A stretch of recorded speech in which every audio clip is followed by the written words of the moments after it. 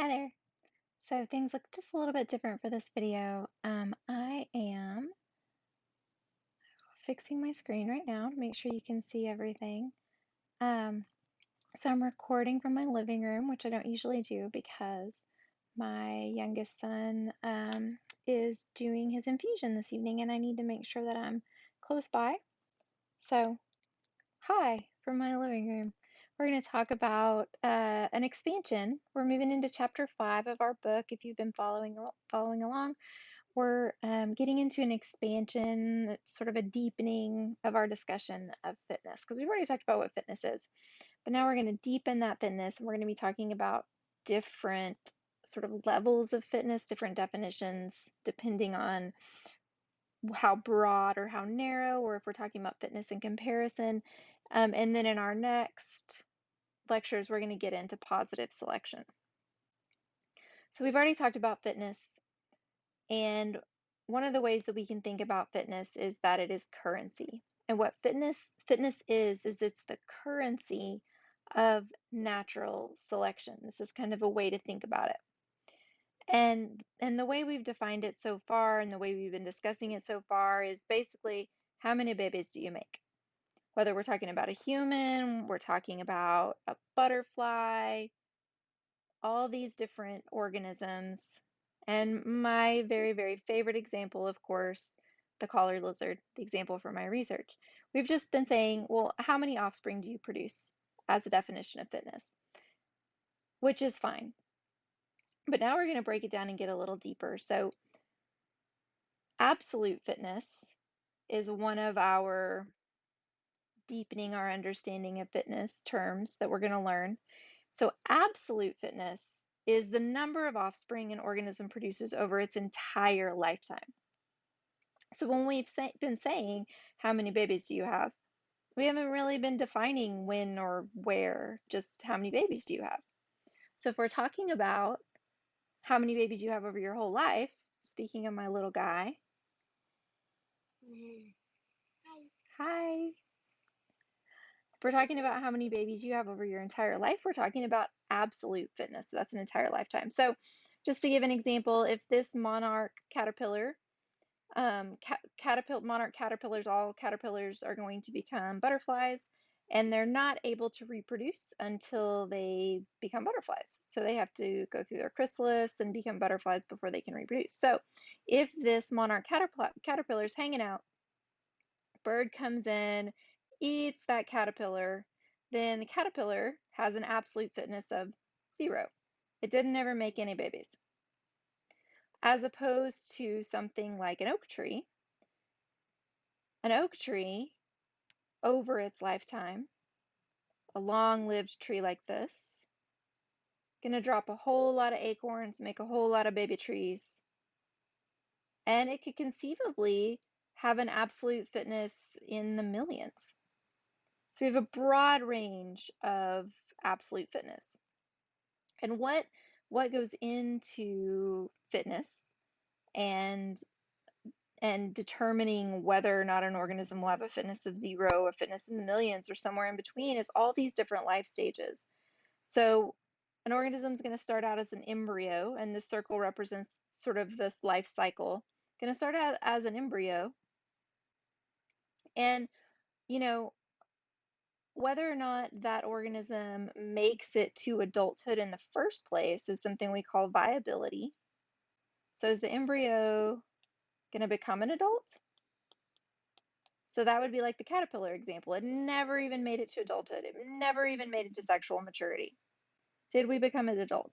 Then we have another step in the process, mating success. So is this organism going to successfully even secure a mate? Then something we call fecundity. Can you successfully produce gametes? And can you successfully, can your gametes successfully be fertilized?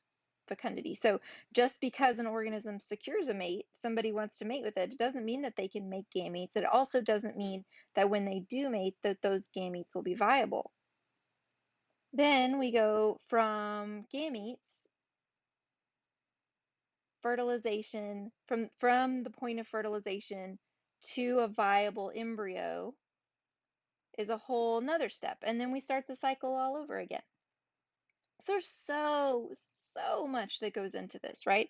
So we could be thinking about embryonic viability. We could be thinking about mating displays, success in mating displays. We can be thinking about whether or not the egg and sperm are viable. We can be thinking about whether or not the egg and sperm are compatible. We can be thinking about the whether or not the organism that lays them, the female that lays the eggs, whether or not she does a good job of picking a nest site, whether or not the male seahorse who incubates the babies does a good job. All of these things that go into this, right? So when we're thinking about absolute fitness, it's useful to kind of narrow this down a little bit and simplify it. So the absolute fitness for any one individual we represent with a W. And what this is we just narrow it down. Probability that they're going to survive to maturity. So probability that this organism is going to get old enough to produce gametes, basically. And then if they get that far, what's the expected number of offspring that they're going to make? So this W with these kind of simplified parameters is the absolute fitness of any one individual. Okay, so that's cool, right? But as you guys heard, earlier in the semester, and many of you pointed this out, it's not survival of the fittest, it's survival of the good enough, right? And so I've heard this illustration before and I love it. So if this is an individual, this is you maybe, and you're being chased by a hungry tiger. Your fitness does not depend on you having some sort of superhuman speed necessarily. It just depends on you being faster than the next thing that the tiger wants to eat, the other individual running from the tiger. So this speaks to, make sure you guys can see that, yeah. So this speaks to the survival sort of the good enough, right? And this really important concept when we're talking about fitness, that it's all relative. It's all relative. And relative to what? Well, it's all relative to the other members of the population. So if we go back to that same tiger, and let's say that tiger produces two babies, two cubs. So in our earlier way, we were just calculating this simply. That would be a fitness of 2. Cool. But what does that actually mean?